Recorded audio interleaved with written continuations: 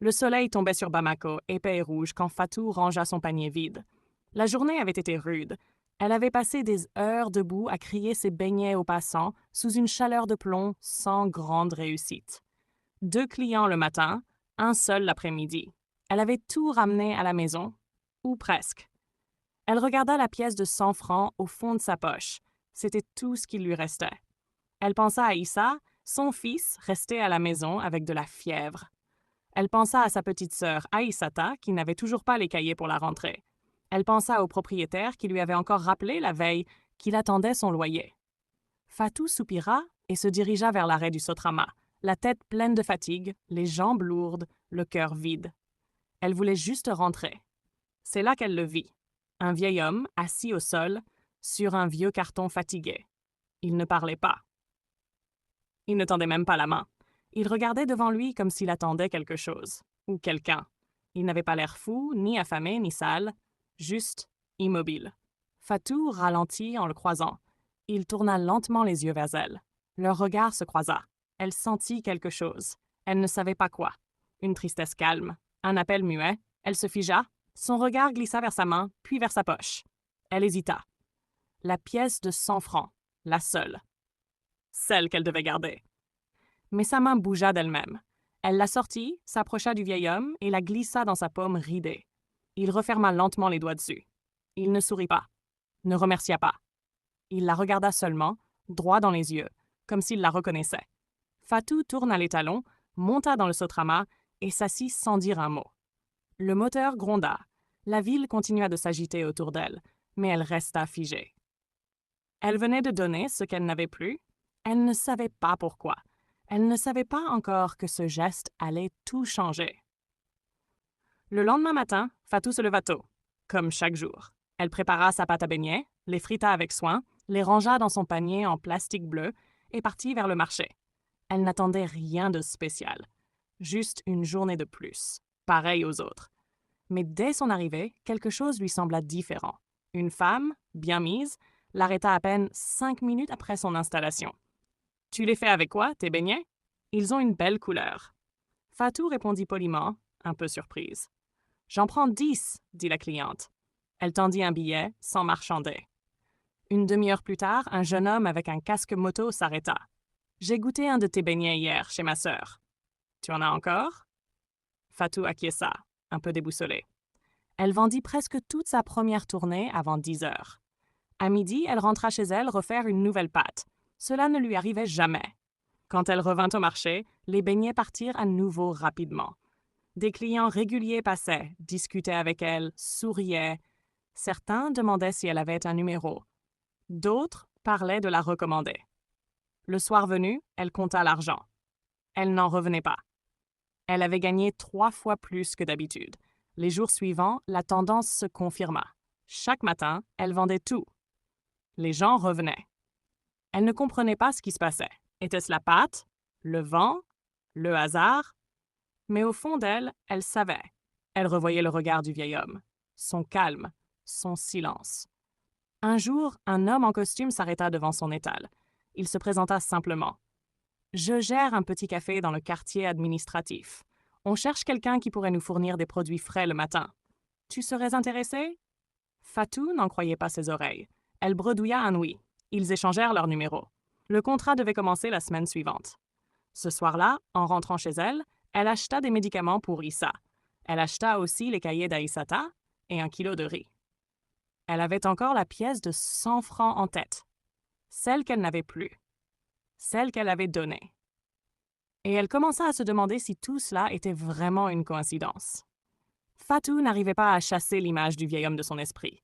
Chaque billet qu'elle rangeait, chaque client qui repartait satisfait, ramenait son souvenir. Il était là, quelque part dans sa tête, assis sur son carton, silencieux. Une semaine après le début de sa collaboration avec le café, un matin sans vente prévue, elle décida d'y retourner. Elle quitta la maison avant l'aube, prenant les ruelles qu'elle connaissait par cœur. Le marché dormait encore. Les vendeurs n'avaient pas encore déballé leurs étals. L'air sentait le sable froid et les premières fritures. Quand elle arriva près de l'arrêt du Sotrama, il était là. Exactement comme la première fois. Même carton. Même posture. Même calme. Elle s'approcha doucement. Bonjour, dit-elle. Il leva la tête, la regarda avec douceur, sans surprise. Vous vous souvenez de moi demanda-t-elle. Il hocha la tête. J'avais juste 100 francs ce jour-là et je vous les ai donnés. Il ne répondit pas tout de suite, puis il dit d'une voix grave et paisible. Je sais. Pourquoi moi? Pourquoi ce jour-là? Il la fixa un instant. Parce que tu n'as pas donné ce que tu avais en trop. Tu as donné ce que tu n'avais plus. Fatou sentit un frisson lui remonter le dos. Vous êtes qui? Il sourit presque imperceptiblement. Je m'appelle Malik. Elle attendit une suite. Rien? C'était tout. Pas de nom de famille, pas d'histoire. Juste ça. Et pourtant, dans ce silence, il y avait une présence, une force tranquille. Il se leva lentement. Son dos était droit, son regard vif. Il ne semblait plus si fragile. Et maintenant que tu as semé, dit-il, il va falloir apprendre à cultiver. Puis il partit, à pas lents mais sûrs, entre les klaxons et les clop-clops des mobylettes.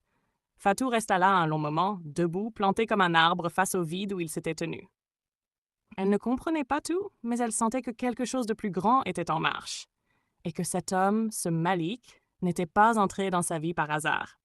Depuis ce jour, Malik revint chaque mercredi, toujours à la même heure, toujours sans prévenir. Il ne restait jamais longtemps. Il ne parlait jamais de lui. Mais il posait des questions, des vraies. Tu sais combien tu dépenses par jour pour l'huile? Tu as un carnet pour noter ce que tu gagnes? Combien de beignets tu vends par tournée? Fatou répondit comme elle pouvait. Parfois, elle ne savait pas. Parfois, elle devinait. Il hochait la tête, sans jamais juger. Puis il lui montrait. Un jour, il vint avec un vieux cahier. À l'intérieur, il avait tracé des colonnes simples. Date, dépenses, recettes, bénéfices. Elle le regarda faire. C'était limpide. Elle n'y avait jamais pensé. Il ne lui parlait pas comme un professeur, ni comme un donneur de leçons. Il lui parlait comme si elle était capable. Et très vite, elle le fut. Avec ses conseils, elle commença à organiser ses achats. Elle négociait mieux les prix de la farine. Elle choisissait ses horaires selon l'affluence. Elle nota chaque dépense, chaque recette, chaque erreur. « Tu travailles bien », lui dit-il une fois. « Mais si tu veux grandir, il faut déléguer. Tu ne peux pas tout faire seule. » C'est comme ça qu'elle forma Awa, une cousine du quartier, pour l'aider. Puis, une deuxième vendeuse, Mariam. Elle leur montra tout ce qu'elle savait et ce que Malik lui avait appris. Elle commença à livrer 2 autres cafés. Son téléphone sonnait presque tous les jours pour une commande. Mais ce qui la troublait le plus, c'était Malik lui-même. Il ne mendiait plus. Il ne s'asseyait plus au même endroit. Il venait, l'aidait et repartait. Il parlait de marge, de fidélisation, de croissance, avec des mots simples mais précis. Un jour, elle n'y tint plus. « Tu travailles dans quoi, en vrai? Avant, je veux dire. » Il la regarda longuement, le visage calme. « J'ai eu un commerce, il y a longtemps. Trop grand, trop vite. Mauvaise décision. Mauvaise personne. Et après? Après, j'ai tout perdu. » Il ne dit rien de plus. Elle comprit qu'il ne voulait pas s'étendre. Mais elle voyait dans ses yeux ce qu'il avait traversé. Pas la pauvreté, la chute. Depuis, il vivait à la marge.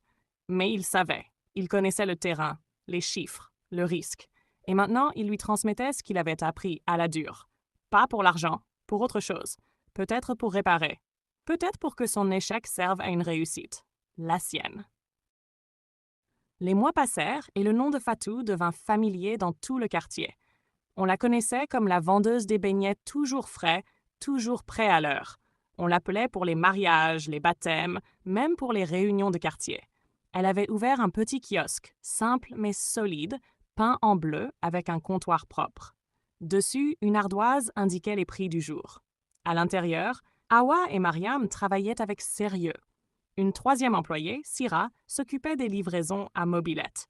Fatou, elle, supervisait, calculait, organisait. Elle tenait son cahier comme un trésor. Chaque ligne était une preuve que sa vie avançait. Un matin, elle s'arrêta devant le kiosque et observa. Le panneau, le flux de clients, les rires d'Awa derrière le comptoir. Elle sentit une fierté qu'elle n'avait jamais connue. Pas parce qu'elle était riche, non, mais parce qu'elle avait construit quelque chose qui tenait debout. Et elle aussi. Elle avait même commencé à économiser. Un peu chaque semaine. Pour Issa. Pour Aïssata. Pour les imprévus. Mais Malik venait de moins en moins. Il passait toujours, de loin en loin. Il regardait, posait 1 ou 2 questions, repartait. Il ne disait rien, mais elle sentait que quelque chose se préparait. Un mercredi, il resta un moment en silence à l'observer. Puis il dit simplement « Tu n'as plus besoin de moi. » Elle protesta. « C'est grâce à vous tout ça. Je ne peux pas continuer seule. » Il sourit. Il sourit. « Tu continues déjà seule. Moi, j'étais juste là pour que tu crois que c'était possible. » Elle sentit sa gorge se serrer. Elle voulait dire merci, mais les mots restèrent coincés. Il lui tapota doucement l'épaule. « Tu sais ce que tu fais. Tu sais où tu vas. Et tu n'as pas oublié d'où tu viens. C'est tout ce qui compte. » Puis il partit, une fois encore, en marchant lentement vers la rue animée. Ce jour-là, elle comprit que Malik avait commencé à s'éloigner. Pas par abandon, mais parce qu'il l'avait guidée aussi loin qu'il le pouvait. Le reste devait venir d'elle. Et elle était prête. Le grand jour était arrivé. Fatou inaugurait officiellement son kiosque élargi. Le mur avait été repoussé, le toit réparé, et une enseigne simple portait désormais son nom. Beignet Fatou. Des chaises en plastique avaient été installées pour les invités. Les femmes du quartier, des voisins, quelques responsables de la mairie, même un journaliste local étaient venus. Aïssata distribuait des boissons. Issa, guéri et souriant, aidait à porter les plateaux. Fatou, vêtu d'un pagne propre et d'un foulard assorti, accueillait tout le monde avec un mélange de joie et de nervosité. Mais dans son regard, une inquiétude flottait. Malik n'était pas là. Elle regardait la rue encore et encore, entre chaque discours, chaque sourire. Pas de trace de lui. À la fin de la cérémonie, alors que tout le monde applaudissait son parcours, elle souriait, mais son cœur restait ailleurs. Elle sentait que quelque chose manquait. Le soir, après avoir rangé, elle quitta les lieux et marcha seule jusqu'à l'arrêt du Sotrama. Le même endroit, le même trottoir, vide. Pas de carton, pas de silhouette. Rien. Elle demanda à la vendeuse de bananes d'en face. Le vieux? Je ne l'ai pas vu depuis longtemps. Peut-être qu'il est reparti d'où il venait. Fatou insista, questionna autour. Personne n'avait de réponse. C'était comme s'il s'était effacé. Comme s'il avait fondu dans la ville. Elle rentra chez elle, le cœur lourd. Elle relut les notes dans son vieux cahier, celles qu'elle avait écrites au début, avec Malik à ses côtés. Elle se souvenait de chaque mot, chaque silence. Elle s'assit, prit un stylo et ajouta une nouvelle ligne, tout en haut de la première page. Il m'a aidé à me trouver, puis il s'est effacé pour que je ne dépende que de moi. Elle posa le cahier, prit une pièce de 100 francs dans sa poche, la regarda longuement et la glissa dans un petit pot en métal près de la fenêtre. Pour ne pas oublier. Pour garder la trace de ce qui avait tout déclenché. Chapitre 7. L'héritage invisible. Les années passèrent. Le kiosque de Fatou devint une petite entreprise. Elle ouvrit un deuxième point de vente, puis un troisième. Elle n'était pas devenue riche, mais elle vivait dignement. Plus encore, elle faisait vivre d'autres femmes autour d'elle. Chaque nouvelle vendeuse qu'elle formait recevait la même phrase au premier jour. Note tout. Ne fais pas confiance à ta mémoire. Elle te trahit quand tu es fatigué. Elle parlait avec autorité maintenant, mais une autorité calme, bâtie sur les épreuves. Elle n'oubliait pas d'où elle venait ni comment elle y était arrivée. Un jour, une jeune fille du quartier, venue avec sa mère acheter un sachet de beignets, lui dit timidement « On dit que tu es partie de rien, que tu avais juste une casserole et du feu. » Fatou sourit. « J'avais un peu plus que ça. J'avais la foi, même quand je n'avais plus rien. » Elle pensait à Malik souvent. Il ne réapparut jamais. Aucun signe, aucune lettre, aucun mot. Mais pour elle, il était toujours là, dans ses décisions, dans sa manière de calculer, dans son exigence de faire bien, même quand personne ne regarde. Elle se surprenait à répéter ces phrases. Tu dois apprendre à cultiver. Tu sais ce que tu fais. Tu sais où tu vas. Un matin, en nettoyant une étagère, elle trouva le pot en métal. Elle l'avait presque oublié. À l'intérieur, la même pièce de 100 francs. Un peu ternie, froide dans sa paume. Elle la serra un instant, le regard loin. Elle décida ce jour-là de créer un petit fonds avec une partie de ses bénéfices. Elle l'appela la dernière pièce. Il aiderait les femmes à lancer leur commerce, même avec presque rien. Il ne leur donnerait pas des cadeaux, mais une chance. Et à chaque femme qui recevait ce coup de pouce, elle racontait l'histoire. Pas celle d'un miracle, mais celle d'un geste, d'un homme sans nom, d'un carton au bord d'une route et d'une pièce qu'on donne même quand on n'a plus rien. C'était ça l'héritage de Malik. Invisible, indélébile, vivant. Le programme, la dernière pièce, grandit plus vite que Fatou ne l'avait imaginé. Ce n'était pas un projet avec des discours. C'était un appel discret, transmis de femme à femme, de main à main. Chaque candidate devait raconter ce qu'elle ferait avec 100 francs. Juste ça. Pas de dossier compliqué, pas de promesses en l'air. Ce qu'elle ferait avec presque rien. Certaines voulaient vendre des galettes, d'autres des sachets d'eau fraîche. Une jeune veuve parla d'une idée simple. Louer une casserole pour cuire du tiakri à emporter. Elle recevait un petit capital, de quoi acheter l'essentiel, mais aussi un carnet, une formation, un suivi. Rien de luxueux, juste ce qu'il faut pour ne pas être seule. Fatou passait parfois les voir sans prévenir. Elle goûtait les produits, posait des questions, notait ce qui manquait. Elle ne tolérait pas la facilité, ni les excuses. Mais elle écoutait, toujours. Et elle racontait, chaque fois, ce qui l'avait poussée à commencer. Un jour, alors qu'elle observait une jeune fille installer son étal près d'une école primaire, elle vit un homme âgé traverser la rue, appuyé sur une canne. Il marchait lentement, tête haute, les yeux clairs. Son cœur bondit. Elle s'approcha, mais ce n'était pas Malik. Un instant, elle voulut demander. Puis elle se ravisa. Elle savait qu'elle ne le reverrait plus. Il avait fait ce qu'il devait faire. Le reste lui appartenait maintenant. Le soir, elle retrouva Aïssata, devenue institutrice. Elle l'aida à corriger des copies. Issa, désormais apprenti plombier, passait la voir après le travail. Dans sa chambre, Fatou prit le carnet où tout avait commencé. Elle écrivit une dernière phrase à la fin. Je n'ai jamais su si c'était un homme ou un signe. Mais ce que je sais, c'est que parfois, on reçoit ce qu'on n'attendait plus, juste après avoir tout donné. Elle reposa le stylo. La pièce de 100 francs était toujours dans le pot en métal, à sa place. Pas pour porter chance, pour rappeler.